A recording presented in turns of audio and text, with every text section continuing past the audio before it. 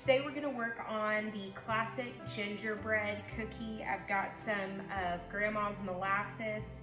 I've made some brown sugar, so just a little bit of cane sugar and molasses. We've got cloves, cinnamon, nutmeg, and ginger, all the classic spices of the gingerbread.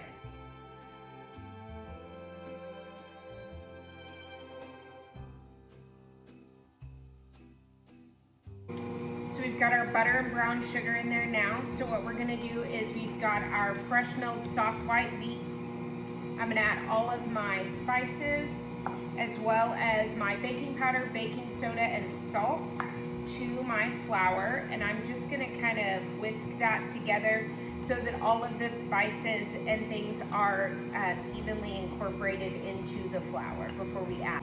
Now that our brown sugar and butter are creamed really well, I'm gonna go ahead and add the egg yolk, and vanilla extract, as well as the molasses.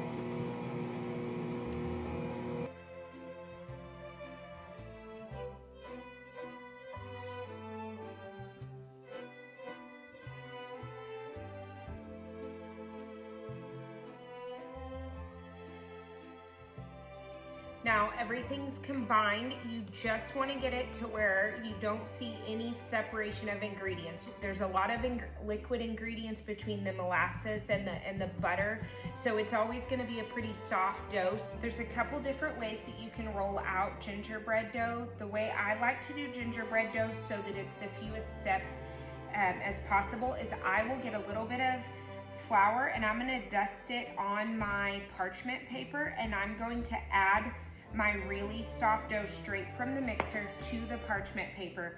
Then we'll sandwich it between another, roll it out as best we can, and put it in the fridge for just Okay, I've got my dough with a little bit of flour below it and a little bit of flour on top, and now I'm going to roll it out as thin as I can and still be able to move it to a cookie sheet and pop it in the fridge. I place my dough in the fridge for 2 hours to allow it to chill completely, then cut out my gingerbread men. Another thing I like to do is make ginger snaps with this dough. After mixed, I scoop with a 2 tablespoon scoop, cut in half, and roll in granulated sugar. Place them in the fridge for about an hour and then bake them off.